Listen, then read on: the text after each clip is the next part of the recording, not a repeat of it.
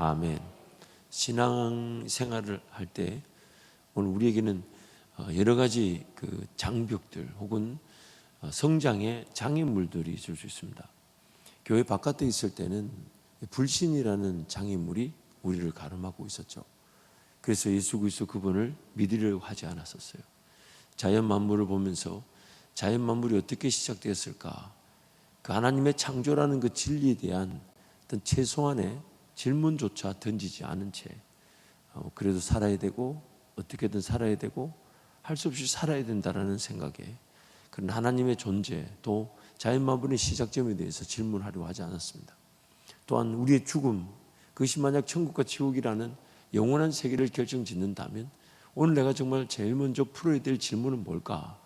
당연히 마땅히 던져봐야 될 그 질문조차 하지 않은 채 삶이 바쁘다는 이유로 또 살아내야 된다는 이유로 그 불신의 장벽에 갇혀 신앙생활, 하나님의 은혜를 구하려고 하지 않았습니다.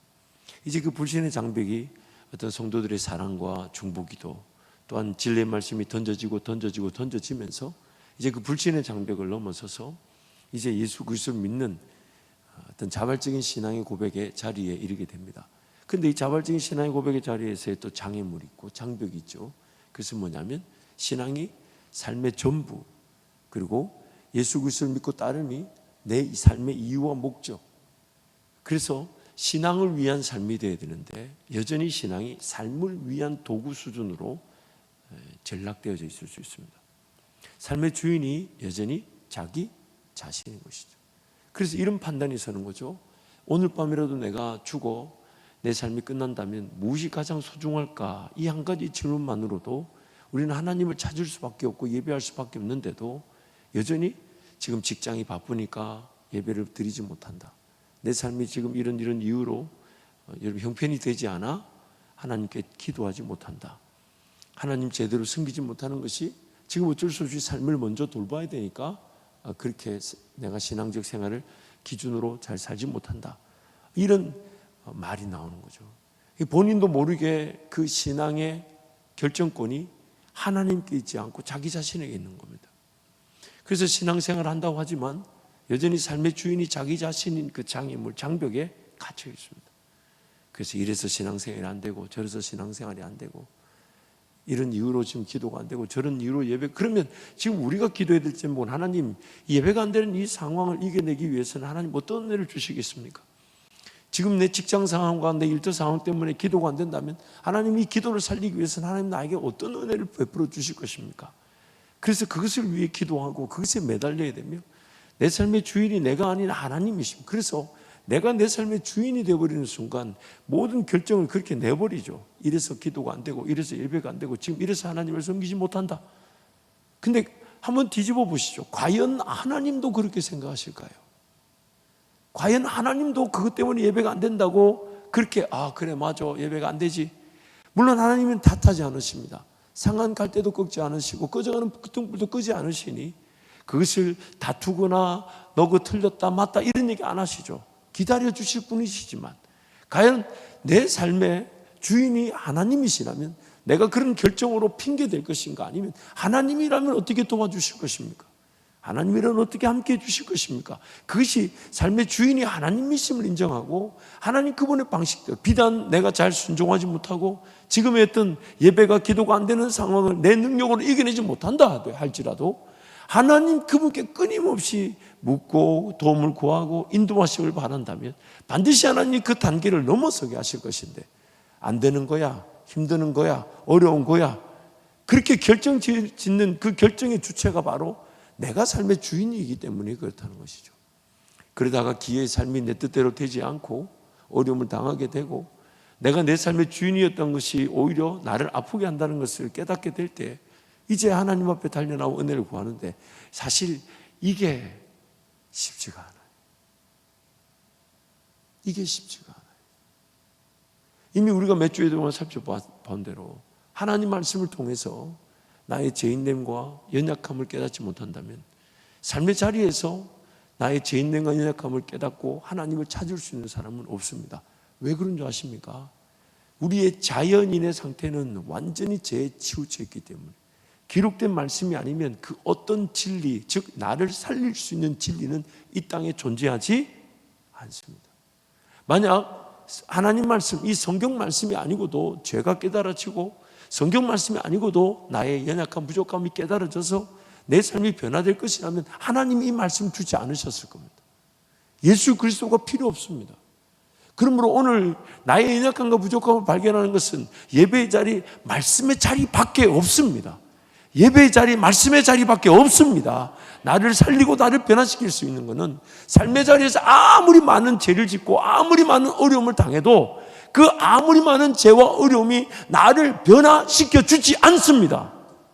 그래서 성도들이 그 어려움을 당해서 하나님께 달려나와 기도하며 은혜를 간구할 때 하나님의 도우심을 맛보지만 그 어려움의 문제가 지나고 나면 그 기도의 자리, 예배의 자리가 개눈 감추듯이 사라져버리죠. 다시 삶의 자리로 쫓아가서 그 삶의 문제를 붙들고 씨름하고 어려움을 붙들고 씨름하는 겁니다. 삶의 주인이 자기 자신인 겁니다. 하나님이 아닌 거예요. 그래서 그 장벽을 넘어서기 위해서는 말씀의 능력밖에 없습니다. 말씀의 능력밖에 없습니다. 나의 죄인됨을 깨닫고 나를 변화시킬 수 있는 건 내가 수많은 어려움을 당하고 죄를 짓고 쓰러지고 넘어지는 경험이 있다 해도 그 죄 짓고 쓰러지는 넘는 경험이 나를 변화시켜 주지 않습니다. 하나님의 말씀만이 나를 변화시키는 것이지, 죄 가운데 태어난 죄인들은 아무리 많은 죄를 깨닫고 죄에 쓰러지고 넘어진다 해서 그 죄의 경험이 자기를 성화시켜 주지 않습니다. 그래서 하나님 말씀을 통해 삶의 주인이 하나님께 내어드리게 될 때 이제 그때부터 예수 따름의 은혜가 펼쳐지기 시작합니다. 왜냐하면 주인이 내가 아니라 하나님이시기 때문에. 물론 그 예수 따름의 그 사명이 펼쳐진다 해서 죄와 관계가 없거나 죄를 짓지 않는다는 것이 아닙니다. 또 쓰러지고 또 넘어지며 또 그 죄 가운데서 헤맬 때가 분명히 있겠지만, 그러나 그 주님과의 삶의 주인 되신 주님과의 관계에서 주님께서 나를 살려주실 것이기 때문에, 그래서 주님과 함께 동행하는 것이 삶의 평생의 즐거움과 자랑이 되는 것이죠. 그래서 이것이 바로 자기 부인의 단계들을 계속해서 지나가는 겁니다. 불신의 자리에서 정말 하나님을 한번 찾아보지 않으려 했던 자기 생각과 자기 뜻대로 살려고 했던 것이 부인되어지고, 삶의 주인이 하나님이셔야 되지만 삶의 주인이 여전히 내가 되어 내 선택, 내 결정이 옳은 줄 알았던 그것이 부인되어져서 점점점 삶의 모든 주권이, 모든 것이 항상 나에게 속한 모든 것들은 가치가 없다. 나에게 속한 모든 것들은 다 의미가 없다. 살아있으나 죽은 것들인데, 살아있으나 죽은 것들인지 몰라서 내가 그걸 마치 하나님의 지혜, 하나님의 방법인 줄 붙들고 살려고 한다는 거예요. 그래서 내가 인정하는 겁니다. 내가 뭐 능력이 있어서 죽이라는 게 아니라 나에게 속한 모든 것들은 살아있으나 죽은 것들이다. 이걸 모르니까 살아있으나 죽은 것들인지 모르는 그것을 마치 하나님의 지혜와 방법인 줄 붙들고 살려고 했다는 거예요. 그래서 항상 나는 예수님을 떠나서 아무것도 할 수가 없다. 나는 아무것도 아니다. 뭔가 살아있다고 하지만 이 모든 것들은 다 죽은 것이다. 의미가 없다. 그래서 하나님 앞에 갖다 놓고 묻는 거죠.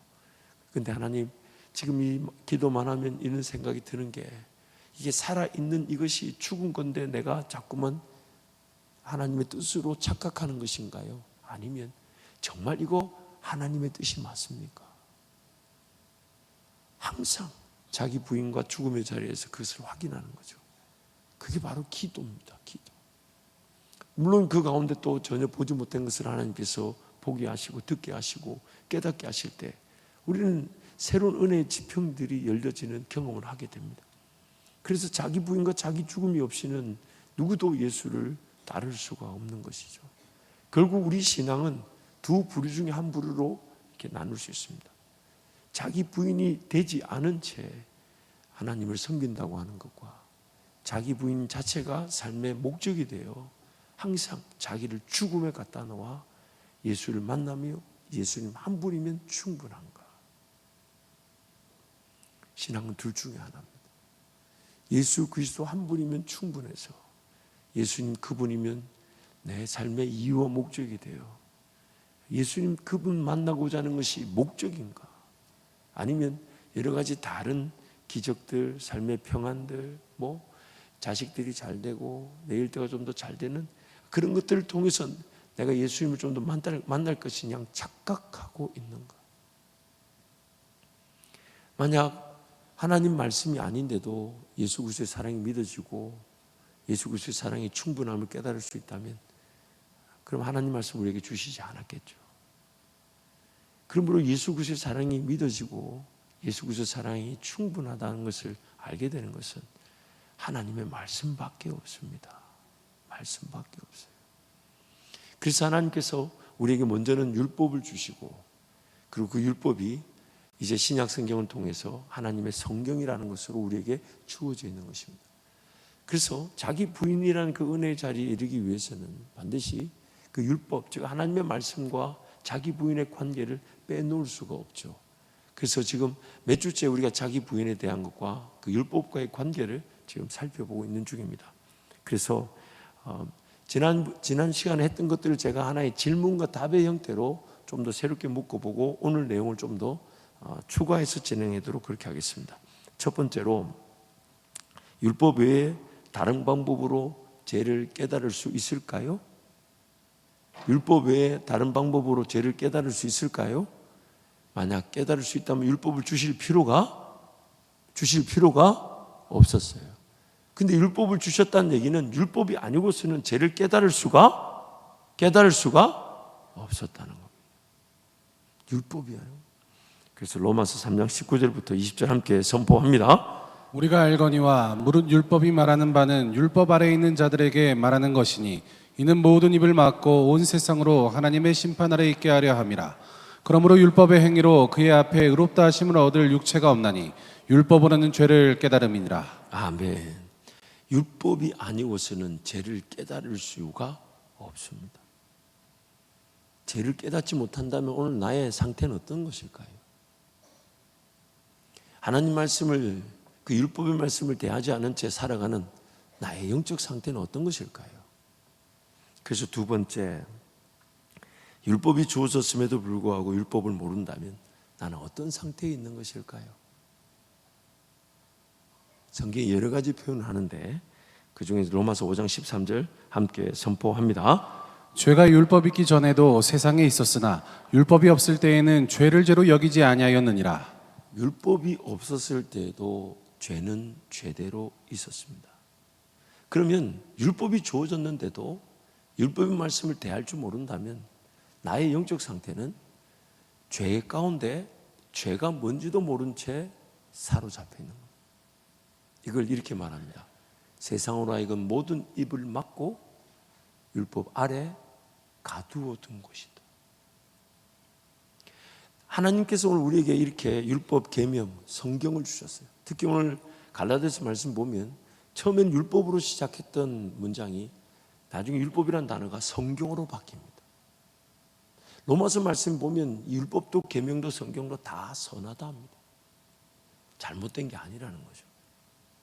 우리의 죄악으로 말미암아 죄를 깨달을 수 있도록 주신 거니 이것도 귀한데 이 문제가 뭐냐면 이 율법을 내 인간적인 힘으로 이루려고 하는 게 문제지 율법 자체가 문제가 아닌데 어느 순간 예수께서 이 율법을 다 이루셨다는 이유로 신앙생활하는 성도들이 율법을 가까이 하려고 하지 않습니다. 그런데 뭘 자꾸 들으려고 해요. 뭘 자꾸 보려고 하고 꿈을 꾸려고 하고 비전을 가지려고 해요.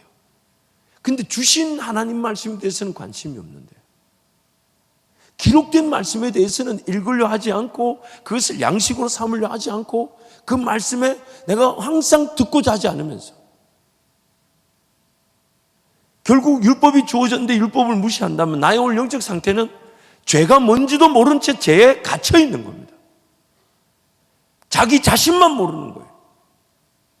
왜 내가 하나님 말씀에 흥미가 없는지, 내가 왜 하나님 말씀에 귀를 기울이며 예수님이 말씀해 주실 것처럼 인내하며 기다리지 못하는지, 왠 줄 아십니까?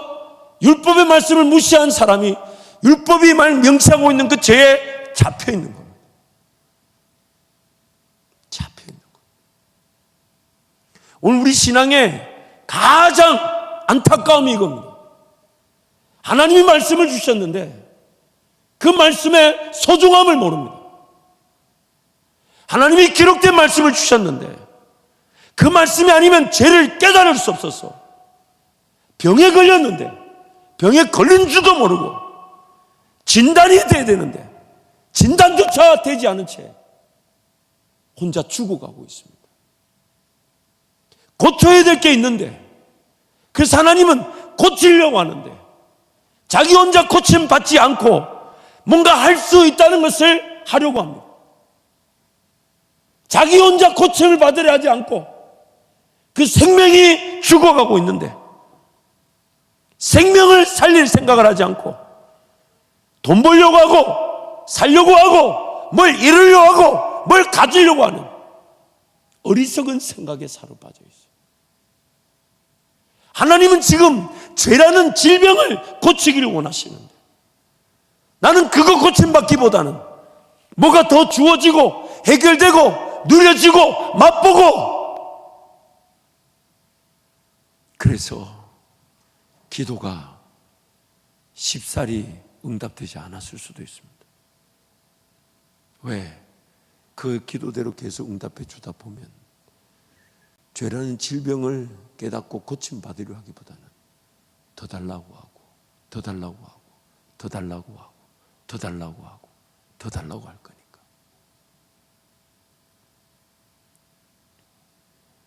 그래서 오늘 우리 갈라디아서 4장 말씀에 이 율법을 무시한 채 살아갔던 신앙인의 영적 안타까운 상황을 이렇게 표현하죠. 본문 28절부터 31절 함께 선포합니다. 형제들아 너희는 이삭과 같이 약속의 자녀라. 그러나 그때의 육체를 따라 난 자가 성령을 따라 난 자를 박해한 것 같이 이제도 그러하도다. 그러나 성경이 무엇을 말하느냐? 여종과 그의 아들을 내쫓으라. 요종의 아들이 자유 있는 여자의 아들과 더불어 유업을 얻지 못하리라 하였느니라. 그런즉 형제들아 우리는 여종의 자녀가 아니요 자유 있는 여자의 자녀니라. 분명히 하나님의 은혜가 약속되어져 있는데 그 은혜를 기다리지 못해서 육체를 따라 난 자가 있듯이 내 썩어질 것과 죽어질 것과 탐심과 욕심에 의한 결정과 선택의 안타까운 열매들이 내 속에 가득합니다. 그래서 두 개가 같이 공존하고 있죠. 육체를 따라 난 자와 같은 삶의 결정과 선택의 결과들과 그러나 그 가운데서 하나님은 약속된 대로 은혜를 베푸셨던 것에 그 은혜의 열매들과 결과들이 지금 내 안에 함께 공존하고 있습니다. 그러면서 육체를 따라 난 자가 성령을 따라 난 자를 핍박합니다. 내 안에 하나님의 약속을 기다리지 못하게 하고 기어 인간적인 힘으로 살게 했던 것들이 더 큰 힘으로 하나님 말씀 읽기를 밀어내버리고 기도하며 하나님 앞에 기다리지 못하게 만들어버리고 하나님 그분과의 관계 중심의 삶을 지향하지 못하도록 핍박합니다. 내 삶에 육체를 따라 난 자들이 성령으로 따라 난 자들을 핍박하는 것입니다. 마치 이스마엘이 어린 이삭을 골리고 괴롭히고 조롱하고 놀리는 것처럼 육체를 따라 난 자들, 내 육체의 선택을 따라 내 속에 자리 잡고 있는 그런 열매들, 결과들, 어쩔 수 없이 지고 있는 것들, 그런 것들이 성령을 따라 난 자, 성령과 함께 동행하며 살아갈 그것을 핍박하고 거절하게 만드는 것입니다. 또한 오늘 갈라디아서 3장 22절 23절 말씀 함께 선포합니다. 그러나 성경이 모든 것을 죄 아래 가두었으니 이는 예수 그리스도를 믿음으로 말미암는 약속을 믿는 자들에게 주려 함이라. 믿음이 오기 전에 우리는 율법 아래에 매인 바 되고 계시될 믿음의 때까지 갇혔느니라. 하나님 말씀을 대하며 율법을 주야로 묵상한 자들은 정말 예수님이 아니면 안 되는구나 라는 그 죄에 갇혀있는 자기 자신을 발견하게 됩니다. 근데 율법을 무시하게 되면 죄에 갇혀 있는 자기 자신을 모르게 됩니다. 모르게 됩니다. 형편은 같을 수 있는데, 그러나 율법을 통하여 죄에 갇혀 있는 자기 자신을 발견했을 때 그의 기도는 예수 아니면 안 된다는 유일한 소망으로 예수만 바라보게 될 것이나, 하나님 말씀 즉 율법을 무시해서 죄에 갇혀 있는 자기 자신을 모르면 이것 달라 저것 달라, 이거 해결해 달라 저거 해결해 달라, 이거 없으면 못 산다 저거 없으면 못 산다, 이렇게 일해야 된다 저렇게 일해야 된다, 그런 기도 제목들로 죄에 갇혀 있는 자기 자신을 인정하지 못한 채 살아가게 되는 것이죠. 그래서 세 번째 질문입니다. 율법이 우리를 구원하지 못합니다. 허나 율법이 아니면 예수 그리스도께로 이끌려질 수 없습니다. 율법이 우리를 구원하지 못합니다. 허나 율법이 아니면 우리는 구원자이신 예수께로 이끌려질 수가 없습니다. 갈라디아서 3장 24절 함께 선포합니다. 이같이 율법이 우리를 그리스도께로 인도하는 초등교사가 되어 우리로 하여금 믿음으로 말미암아 의롭다함을 얻게 하려 함이라.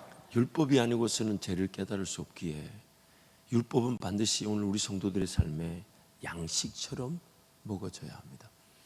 그러면 그 율법이 우리를 구원하지 못하지만 우리 구원자이신 예수께로 인도해 간다는 것이, 그때 예수님을 만나게 되는 거죠. 여러분, 너무너무 놀라운 것은요, 예수 그리스도가 이 땅에 오시기 전에 구약에도 하나님의 율법이 있었습니다. 그것도 우리처럼 이런 완성된 말씀이 아닌 모세오경 정도가 있었습니다. 아니, 모세오경이 없을 때에도, 근데 모세오경 정도밖에 없는데 하나님은 여호수아에게 네가 이 율법의 말씀을 주야로 묵상하여 어디로 가든지 이 율법의 말씀을 내 입에서 떠나지 않게 하면 네가 어디로 가든지 내가 너와 함께 있어. 너로 하여금 모든 일에 하나님 되심을 보게 할 것이라고, 인도되어질 것이라고. 왜냐하면 율법의 목적이 뭐냐면 나의 부인과 그 죽음의 자리를 확인시켜 주는 거죠. 내가 죽을 수 있도록, 내가 부인될 수 있도록. 그런데 부인만 되어도 하나님의 은혜가 담겨진답니다. 죽기만 해도 하나님 은혜가 담겨지는 것인데, 그런데 그 그릇이 깨끗하면 주인의 쓰심에 합당한 것인데 깨끗해지지 못해서 은혜가 안 담겨지는 거죠. 깨끗해지려면 하나님 말씀, 즉 이 율법의 말씀이 아니면 우리는 깨끗해질 수가 없습니다. 비워져야 되고 소재되어야 되고 청소되어져야 그제서야 예수 그리스도가 성령으로 임재하시게 되는 것인데, 그래서 오늘 우리 현대를 살아가는 그리스도인들의 가장 큰 안타까움이 이 율법의 말씀의 소중함을 관과한다는 것입니다. 터부시하고 귀한 줄을 모른다는 것이죠. 예수님이 다 이루어 주셨기 때문에 나와는 관계없는 것처럼 여깁니다. 그래서 하나님 말씀을 대하지 않습니다. 하루 3장 읽는 것도 4장 읽는 것도 죽을 판입니다. 여기는 안 계신가 보네. 감사합니다. 하루 4장이 안 읽혀진대요. 유튜브 2시간은 보는데 참 신기하죠, 그렇죠? 참 신기하죠. 밥 먹고 커피 마시면서 얘기하라면 5시간도 모자라는데, 야, 정말 대단하지 않아요? 그렇게 밥 먹고 커피 마시고 5시간 얘기하고 헤어지면서 전화할 게는 무슨 뜻일까요? 그래, 여러분, 우리의 이런 죄에 갇혀 있는 상태를 철저하게 깨달아야 되는데, 이게 일상생활에서 뭔가 내가 경험했다고 깨달아지는 게 아니라는 거예요. 만약 그렇게 내 죄인됨이 깨달아지고 죄가 나를 이렇게 지배해서 이런 문화, 이런 쓸데없는 거 이렇게 말씀 읽지 못하게, 기도하지 못하게 한다는 게 만약 내 일상에 죄인됨의 현장에서 깨달아진다면요, 율법을 주실 이유가 없었죠. 그런데 그렇게 해서 깨달아지지 않기 때문에, 안 믿어지기 때문에, 결코 그 죄에 갇혀있는 상태에서 해방될 수 없기 때문에 이 율법의 말씀을 주신 겁니다. 기록된 말씀을 주신 거예요. 네 번째, 율법, 계명, 성경만이 우리의 죄를 깨닫게 해주고 예수님께로 인도해 줍니다. 그리고 예수님의 십자가 사랑으로 구원을 받게 됩니다. 우리 히브리서 4장 12절 16절 함께 선포합니다. 하나님의 말씀은 살아있고 활력이 있어 자위의 날선 어떤 검보다도 예리하여 혼과 영과 및 관절과 골수를 찔러 쪼개기까지 하며 또 마음의 생각과 뜻을 판단하나니 지으신 것이 하나도 그 앞에 나타나지 않음이 없고 우리의 결산을 받으실 이의 눈앞에 만물이 벌거벗은 것 같이 드러나느니라. 그러므로 우리에게 큰 대제사장이 계시니 승천하시니 곧 하나님의 아들 예수시라. 우리가 믿는 도리를 굳게 잡을지어다. 우리에게 있는 대제사장은 우리의 연약함을 동정하지 못하실 이가 아니요 모든 일에 우리와 똑같이 시험을 받으시니로되 죄는 없으시니라. 그러므로 우리는 긍휼하심을 받고 때를 따라 돕는 은혜를 얻기 위하여 은혜의 보좌 앞에 담대히 나아갈 것이니라. 율법이 아니면 자기 부인, 자기 죽음이 결코 일어나지 않으며 믿어지지 않습니다. 그러나 하나님 말씀, 즉 율법을 대하게 되면 방금 히브리서 말씀에 그 자기 부인과 자기 죽음을 이렇게 표현하죠. 하나님 말씀이 좌우의 날선 검보다 예리하여 혼과 영과 및 관절과 골수를 찔러 쪼갠답니다. 왜 찔러 쪼개냐면 낱낱이 그 더러움과 그 병이 드러나게 하는 거죠. 또한 여러분, 찔러 쪼개면 일상생활이 가능할까요? 불가능할까요? 한번 상상을 한번 해보세요. 칼로 찔러 쪼갰다고 확 펼쳐놨다고 생각해 보세요. 일상생활이 됩니까? 돼요, 안 돼요? 이렇게 간 떨어지려는데 간 붙잡고 뛰어다닐 수는 없잖아요. 그러면 이 찔러 쪼갰을 받은 사람이 바라는 건 뭘까요? 아니, 바라야만 하는 건 뭘까요? 나를 치료해 주실 분 앞에 달려갈 수밖에 없다는 겁니다. 그래서 우리를 온전케 하시는 대제사장 예수께로 나아갈지니라. 근데 그분은 우리의 연약함과 부족함을 모르시지 않아 때를 따라 돕는 그 긍휼하심으로 우리와 함께 하셔서 우리를 치유하시고 회복시켜 주신다는 거예요. 그래서 찔러 쪼갰을 받듯 그런 자기 부인과 자기 죽음이 없이는 결코 예수님께로 갈 수가 없답니다. 그리고 그 자기 부인과 자기 죽음은 하나님의 말씀, 기록된 말씀이 아니고서는 그 누구도 자기 부인과 죽음을 경험할 수가 없습니다. 다른 방법으로 자기 부인과 죽음이 가능하면 율법을 안 주셨다니까요. 그래서 다섯 번째, 율법주의의 문제점은 율법이 요구하는 바를 죄인이 인간적인 힘으로 행하여 성취하고자 하는 것입니다. 허나 율법의 요구를 우리가 할 수 없다는 것을 인정하고 육신이 연약하여 할 수 없는 것을 하나님은 하시나니, 그래서 성령 하나님이 우리 가운데 그 율법을 통해 생명의 성령의 법을 세워 나가신다는 거예요. 그리고 그 생명의 성령의 법이 죄와 사망의 법에서 나를 해방시켜 주신다는 것입니다. 그래서 율법은 반드시 필요하다는 거예요. 우리 하나님 말씀 함께 선포합니다. 무릇 율법 행위에 속한 자들은 저주 아래에 있나니 기록된 바 누구든지 율법책에 기록된 대로 모든 일을 항상 행하지 아니하는 자는 저주 아래에 있는 자라 하였습니다. 또 하나님 앞에서 아무도 율법으로 말미암아 의롭게 되지 못할 것이 분명하니 이는 의인은 믿음으로 살리라 하였습니다.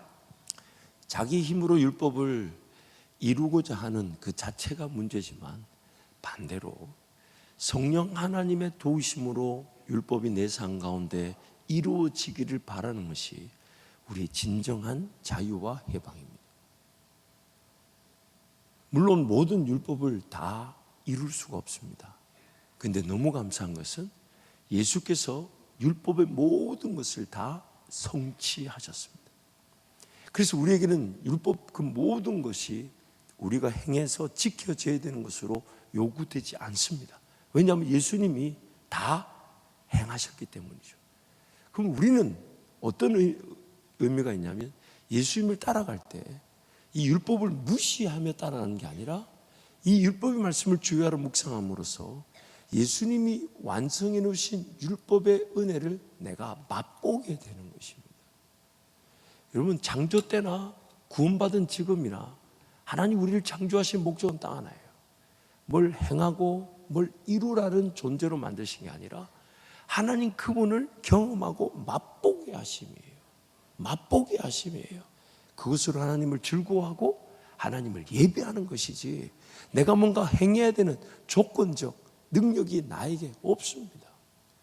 그래서 나를 구원하실 때 율법적인 요구가 있었지만 그 모든 요구를 육신이 연약하여 할 수 없는 것을 예수 그리스도 즉 하나님이 하신 것이고 예수님은 하신 그 길, 이루신 그 길을 우리에게 너는 나만 따라오너라 하셨던 것이죠.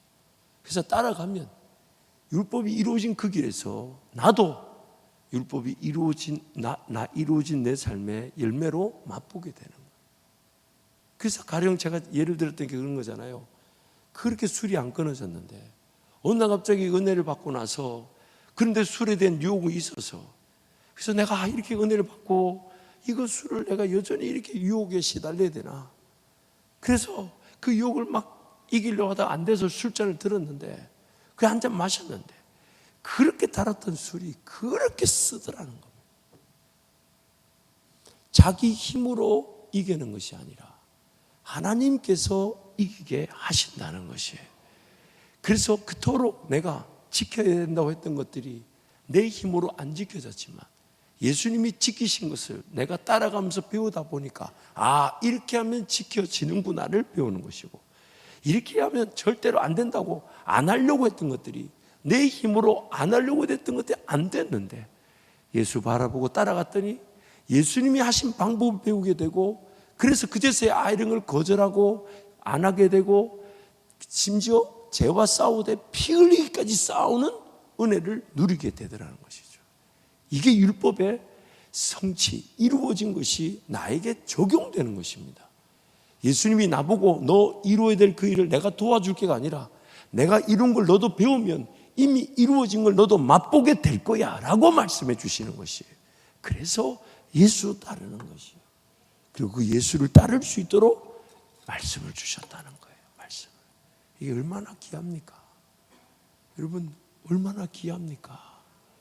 얼마나 소중합니까?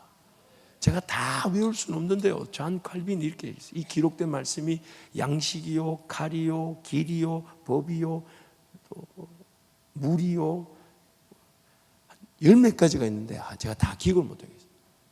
하나님 말씀이면 충분하다는 거예요. 하나님 말씀이면 전부라는 거예요. 여기에 목숨을 걸게 되면 내 인생은 더 이상 뭐가 모자라다, 있다, 필요하다, 부족하다 이런 것에 시달리지 않는다는 거예요.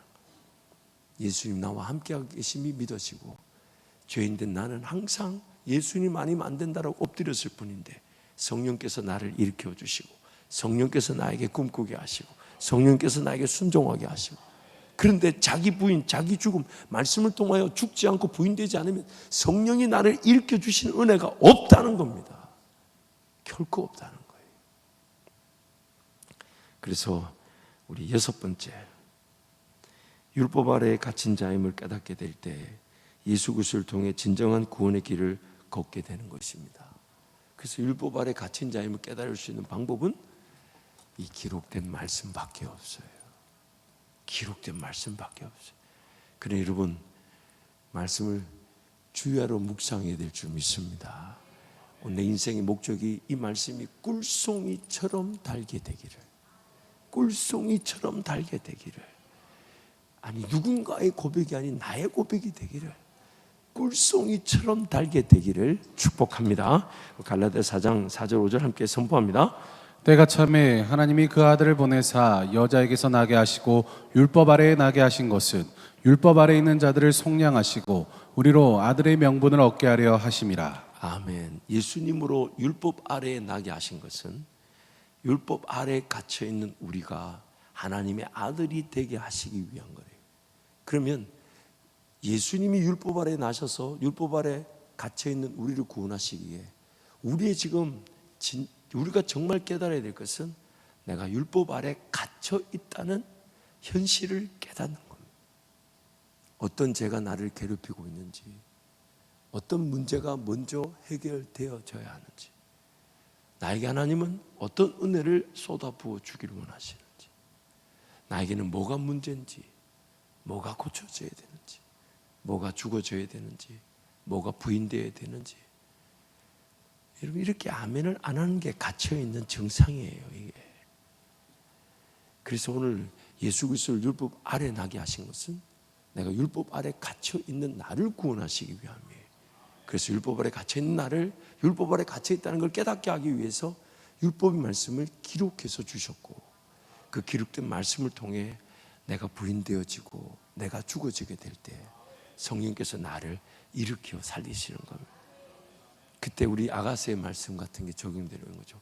나의 사랑, 나의 어여쁜 자야, 일어나 함께 가자. 일어나 함께 가자. 그것이 바로 성부께서 예수 그리스도를 일으키시는 것이며 또한 성령께서 우리를 일으켜 주시는 것입니다. 그것이 오늘 우리의 은혜인 거죠. 말씀을 정리하기 위해 제가 한 내용을 한번 이렇게 정리해 봤습니다. 율법만이 죄를 깨닫게 해줍니다. 율법을 통해 죄인됨을 깨닫게 될 때 예수님만을 바라보게 됩니다. 율법을 통해 죄를 깨달았을 때 인생에서 가장 먼저 풀어야만 하는 숙제가 죄임을 알게 됩니다. 죄의 문제가 가장 시급할 때 다른 그 어떤 은혜보다 예수님만을 사모하게 됩니다. 그래서 예수 그리스도와 그의 십자가에 못 박히신 것만을 알기로 작정하는 것입니다. 여러분, 우리 인생에 가장 긴급한 것은 뭐 해야 될까요?